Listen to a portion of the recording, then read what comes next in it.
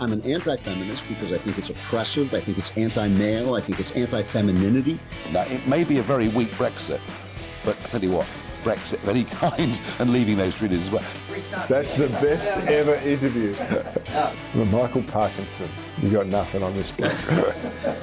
Welcome to Pellowe Talk. I'm Dave Pellowe, and in the Church and State Australia Facebook group, Professor Augusto Zimmermann recently posted an opinion, and some lively debate has ensued. Now, this Facebook group is not an echo chamber. There might be lots of people with very similar opinions, but different opinions are certainly welcome in this group. That's the Church and State Australia Facebook group. One of the requirements of the group is that you live in Australia, that you're Australian at least, even if you live overseas. But the other group is that you believe the Bible. Joining me now is Professor Augusto Zimmermann so that we can talk about these things and go through some of the comments and just hash them out together. Because again, there were a few comments raised which I personally disagree with, and then some that I think had some merit to them. So welcome to Pellowe Talk, Augusto. Good to have you on the show again. Thank you, David. It's a pleasure to be with you again. Now, have you actually got your Facebook page open? Would you like to read this post through so we can, people who haven't seen it yet can know what we're talking about, or if you don't have it, I can read it. No, well, you can read it for me because it will be hard to go to Facebook at this moment. But if you do have these. Yeah, I've got it all here so we can have a chat. I'll just bring it over near the camera so it doesn't look like I'm looking out the window. All right. So in bold capitals, Augusto's headline is, "It's time to call our Christian Prime Minister a cowardly politician." He writes, "Australia has a Christian Prime Minister who cowardly refuses to publicly manifest his opinion on the subject of abortion. Does he actually support abortion, or is he just too much of a coward and gutless politician who is too afraid to express his personal opinion? From my point of view, it is not my job to divide ordinary Australians on these matters," ScoMo says. And not only he completely washes his hands, but also disingenuously contends that abortion is a legal matter for the states to resolve and is not an issue over which his government has any jurisdiction.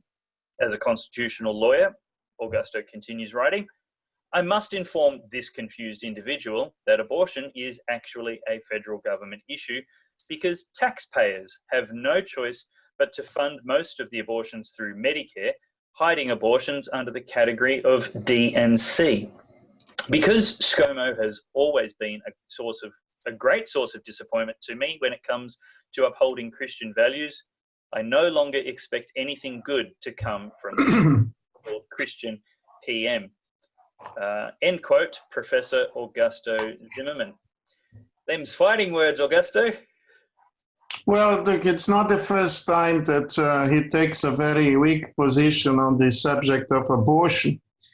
Before the election, Labour promised that we would have health services to be provided for people seeking to terminate or to kill babies. That would be considered to be a women's rights issue. This idea that Labour had to allow a more freely available access to abortion providers with tax-paying assistance. Right. What I find it pretty disturbing is that on that very occasion, Morrison refused to make a point that he personally opposes abortion.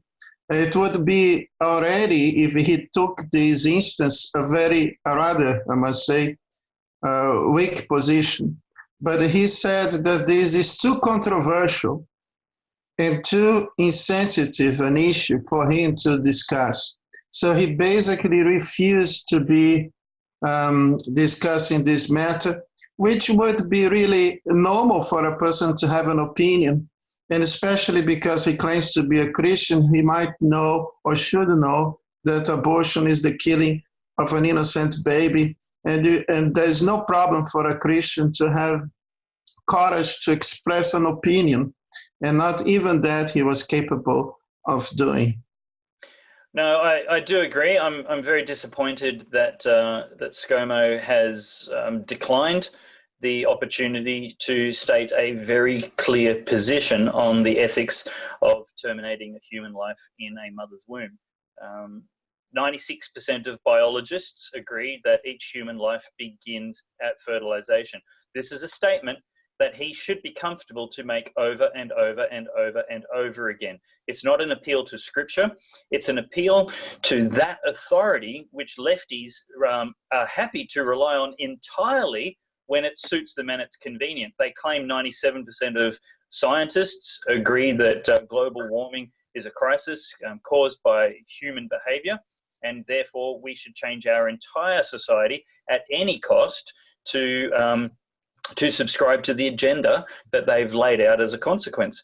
So ScoMo should be able to say, well, 96% of biologists, science says that human life begins at fertilization. Therefore, that's a person with human rights. We are not saying that he supports abortion. I would never say so. The Prime Minister simply refused to make a defense of the unborn. And as a Christian, he presumably that he opposes abortion. But he could not bring himself to say so. So he would not actually have the courage to do so. Instead, what he did is to say that he opposes certain labor policies, or he's not in this more recent matter, saying that he'll get involved in the internal politics of New South Wales. I think in an attempt to take the higher moral ground, he thinks that it's better to not be too controversial. And he is saying that he will avoid to be discussing important matters because they can be too divisive. Right. Well, this is a cowardly behavior. I'm not going to backtrack on the fact that what he is doing is an act of cowardice. But I think that it makes sense for him to say that as a prime minister, he wants to unite the nation so that we will never have the opportunity to discuss issues that for so many Christians are actually more important even than the state of the economy. So it's a very selective idea that some issues can be discussed and others not. And by transferring this method entirely to the states, you're going to see that the states will start to legalize abortion, and the federal government will be providing the funding as a result. So when he says that the federal government has nothing to do with that, yes, it has to do with that if eventually taxpayers' money coming from the federal government eventually sponsors this sort of act that is considered to be so heinous to so many believers. Yes, I agree. Now, what about the criticism in the Facebook group, which is a closed group for people who meet the qualifications of being Australian and Bible believers? There's Anne. We won't mention last names. People who are in the group can go see the full conversation. But Anne says to you, perhaps you should do what the Bible says, pray for him and not judge. What are your thoughts on that, Augusto? Well, I think what Jesus is saying is when he says that you should not judge is because the way you will be judged, you judge, it's the same way you will be judged. I think this is a clear statement about not be a hypocrite. Mm-hmm. So I think a person who judges another person has the moral obligation to not be what Jesus absolutely abhorred, that is to be a hypocrite. Mm-hmm. And it's very important to bear in mind that we Christians, by telling the Prime Minister to cease to be acting in an appropriate manner, we are actually helping him because we are holding him accountable. And if we don't do so, it will be much worse if he has to be held accountable when he faces the Lord. Because, of course, there are so many Christians who say that I did this and I did that and I performed miracles in your name. Yes. And Jesus might give them a very bad answer. So I'm actually helping the prime minister by telling him that he has to be consistent with his faith. And he has to actually fear God more than he can fear man. But another thing I have to bear in mind, you have to bear in mind, and everybody else, and I have also to bear in mind, is that this is not the first time that the prime minister has deeply disappointed me.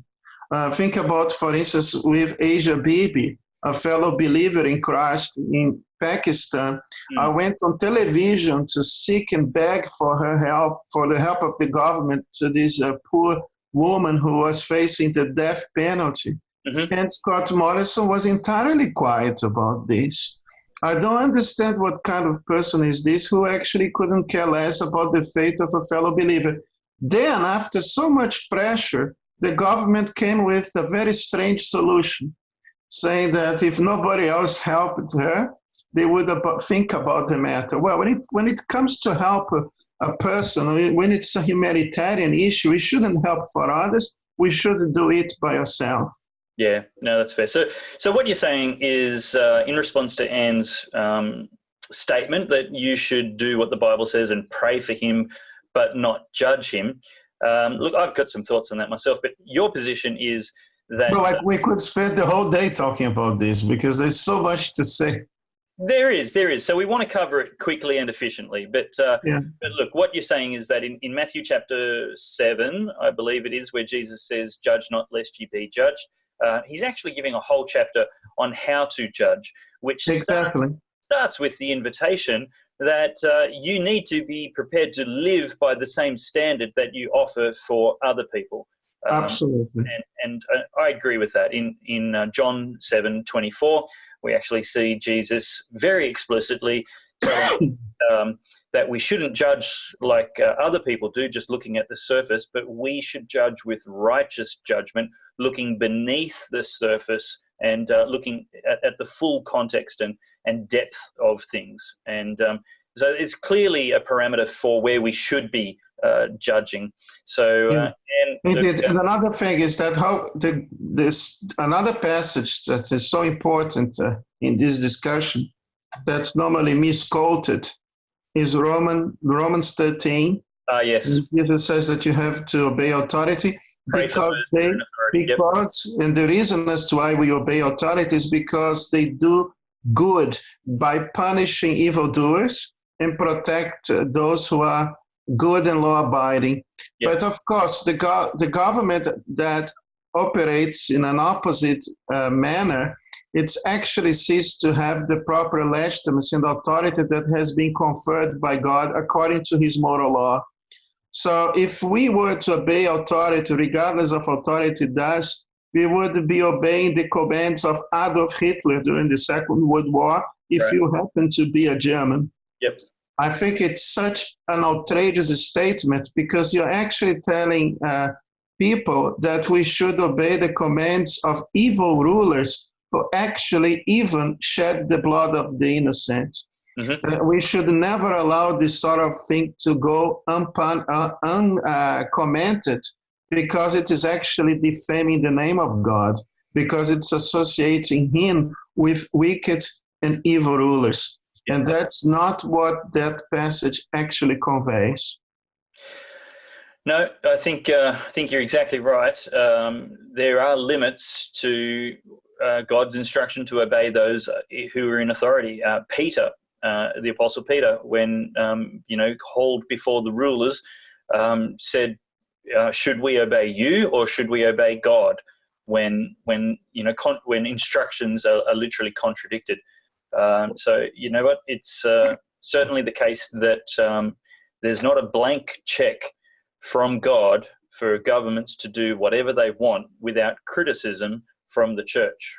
Reverend Martin Luther King, a doctor in theology, doctorate of theology, He actually articulated that the church is neither the master nor the servant of the state, but we Christians, the church is the conscience of the state. So it's absolutely critical that we be critical, use our discernment, and comment and on right and wrong policies, right and wrong statements. We support the good and we oppose the bad. Andrew Wilson says, quote, doesn't manifest his faith in the way I believe, so he/she is not a Christian, end quote. This is such a tired old trope. It ignores the fact that Australia has not and would not vote for a theocracy, and those Christians in positions of influence have to selectively and often secretly pull the levers of power in a way that ensures they continue to remain in the position of influence rather than be turfed out and have no influence at all. Do I abhor abortion? Yes. Do I think the federal government has grounds to express a view based on Medicare being the source of funding? Yes. But do I think ScoMo would even have the numbers in his government to pass an act removing it from coverage? Not sure. He could make a public statement on principle that might cost him his leadership and lose the ability to maneuver on the issue behind the scenes, as often happens. Perhaps stop slagging the man and go and fight the culture instead.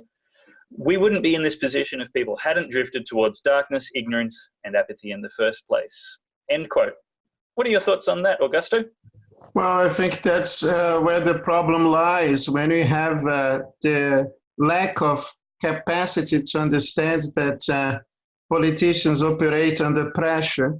So the reason as to why he might not even bother to be a little bit more courageous on this topic is because we have conceded so much territory to the other side of the political spectrum. But I think it's exactly the opposite of what this person says. I think the left has been so successful because they always tell the left-wing politicians that they have to do more for them. They are not going to worship people and to say that because you have a Christian prime minister, we should never criticize him. If the left thought like us, they wouldn't have any chance to win their battles. We can only win a battle by putting pressure on our elected representatives to do what we expect them to do. Actually, many politicians, I have many friends who are in parliament, have told me that they expect people like me and you to do more for them by convincing them and others of what they have thought about and they have to do, because otherwise they're not going to be thinking that what they were wanting for, that they are pushing for, will have the necessary support of the base. Yeah. The base has to put pressure in order for things to actually move on. Yeah, no, very good. Okay, so there's a few comments almost regurgitating what some other people have seen that we've discussed. Peter says, what our Prime Minister needs is not condemnation, but your prayers and support. He uses capital letters for needs, prayers and support. What our Prime Minister needs is not condemnation, but your prayers and support. So, Augusto, what happens when we give the Liberal Party our unconditional support, no matter what they do? Well, I think the result is a disaster. You have, for instance, this problem that the politicians fear the other side of the political debate, and sometimes they are engaged in the issues, but in the wrong fashion. For instance, when we had this terrible terrorist attack in New Zealand, the Prime Minister knows that we rarely talk about the radical behavior of the extreme left. So he assumed that it would be more convenient perhaps to claim that the terrorist was a right-wing extremist.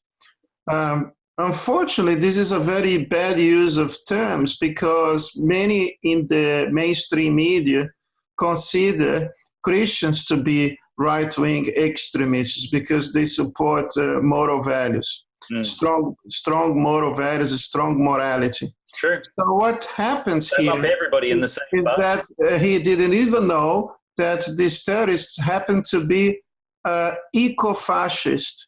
and he was actually more inclined, politically speaking, to left-wing values than right-wing values.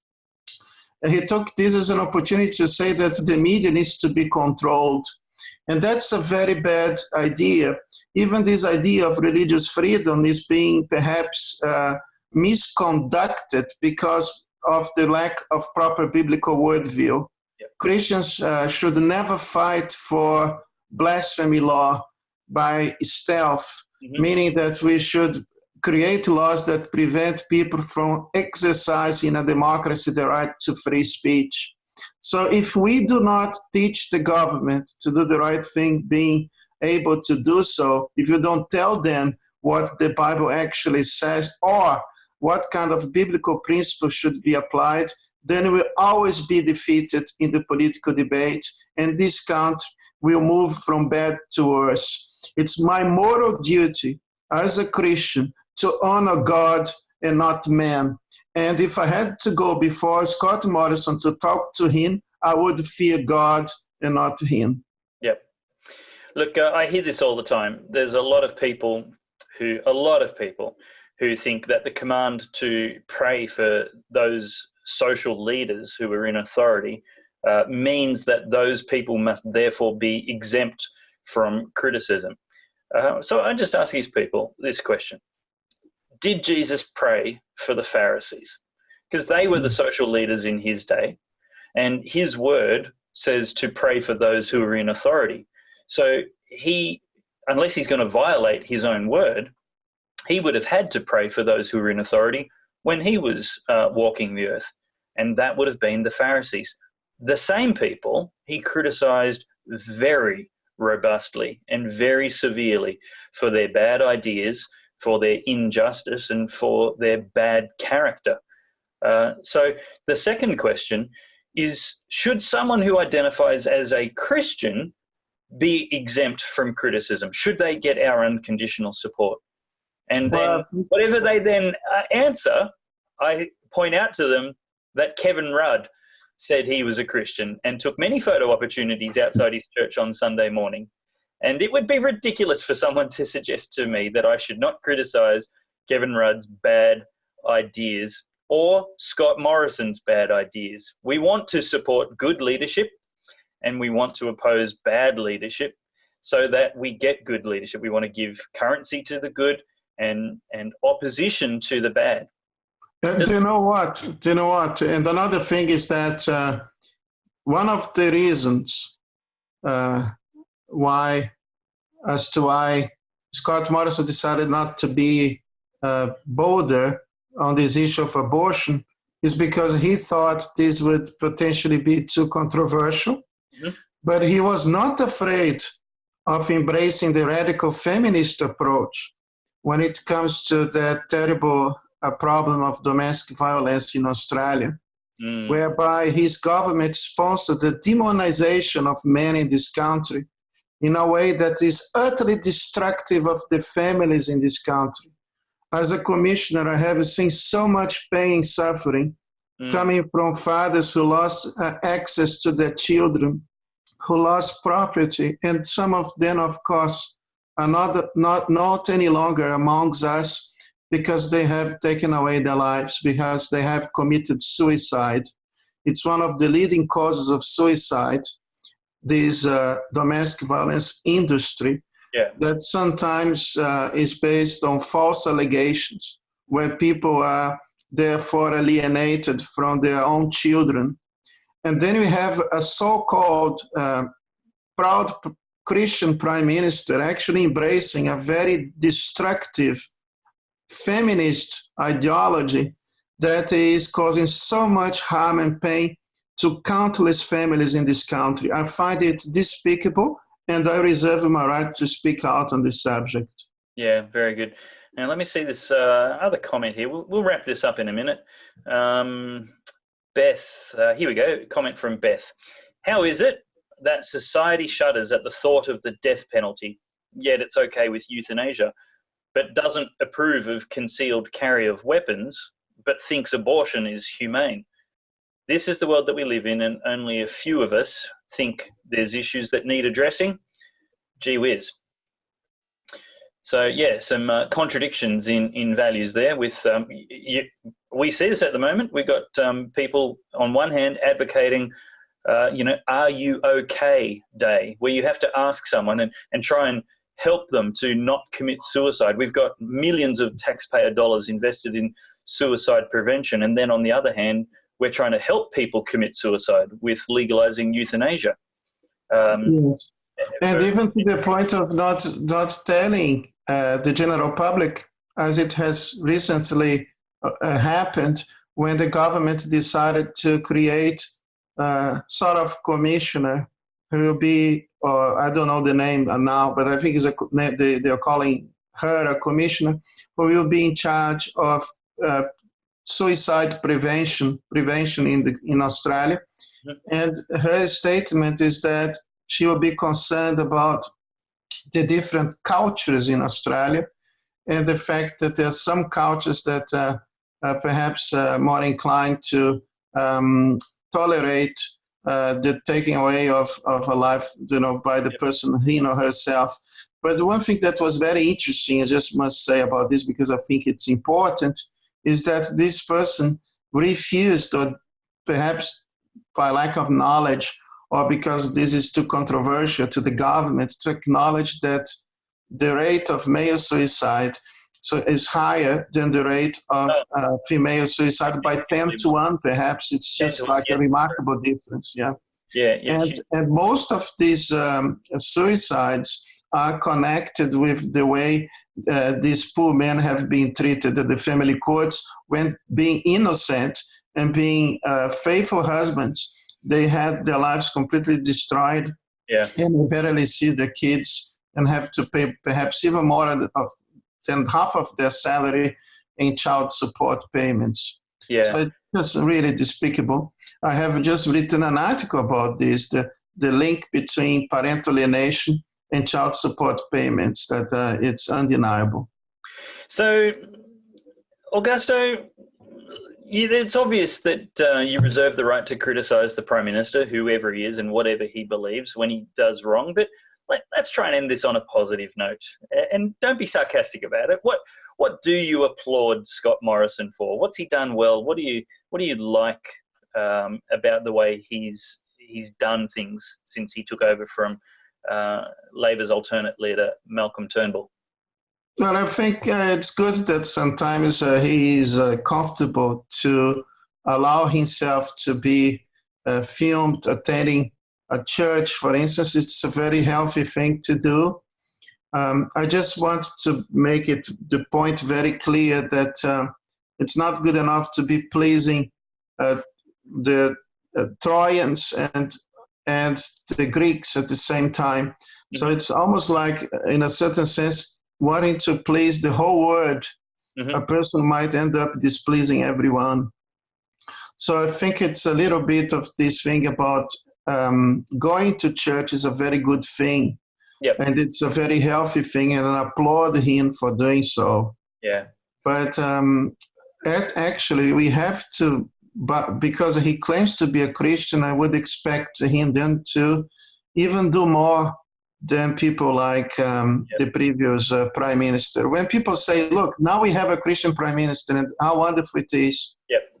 But because he's a Christian, we should naturally have higher expectations. Because he is a fellow believer, he should know these things even better than a person who happens to not be a Christian. So the fact that he's a Christian makes me expect of him far more than I would expect from a non-believer if he happened to be the prime minister. Look, it's a fair question. What is the difference between Scott Morrison and an alternate prime minister? When we have a look at our religious freedom legislation that was promised to us before they undefined marriage, we see that the current draft under his leadership wouldn't protect Israel Folau and wouldn't protect Julian Porteous if it was law today. So what is the actual benefit of having a Christian prime minister if he's not going to defend the sanctity of life, he's not going to defend religious freedom, he's not going to actually do anything that's very different? Well, that's the main problem. That's why I say and I have said, for instance, attending the Christian Law Society in Queensland, that God doesn't need more Christian lawyers, but the Lord wants Christians, lawyers better say, who uphold a biblical worldview.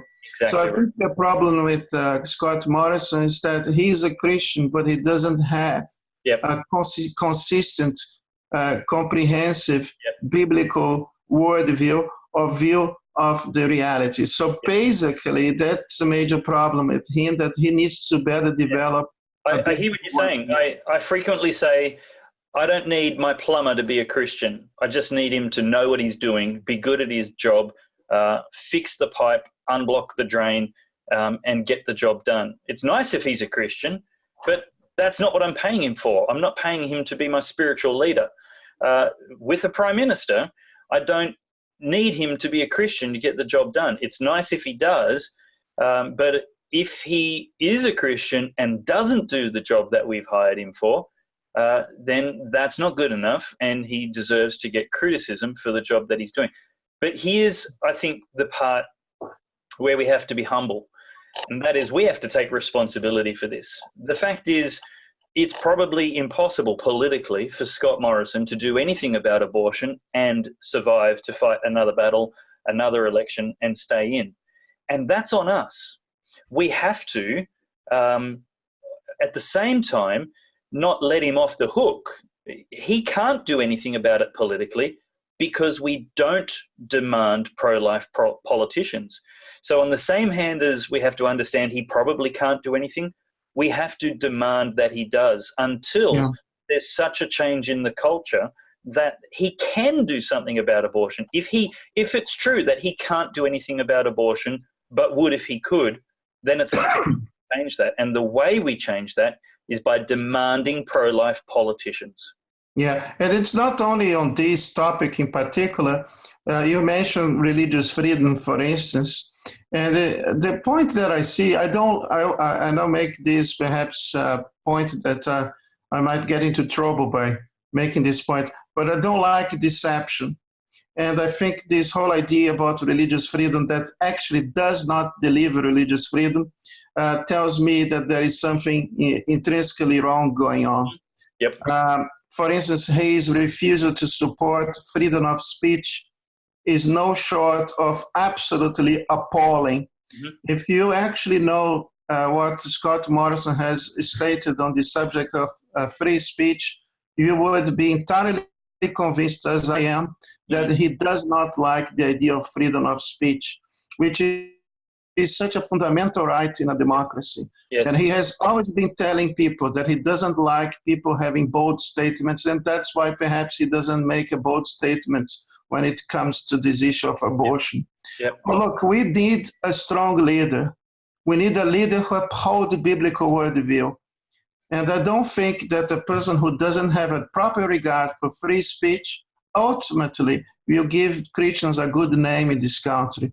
Yep. I think in a certain sense, I reserve my right to expect even more of him since he claims to be a believer. Yep. And I'll just say, yes, I expect more of him.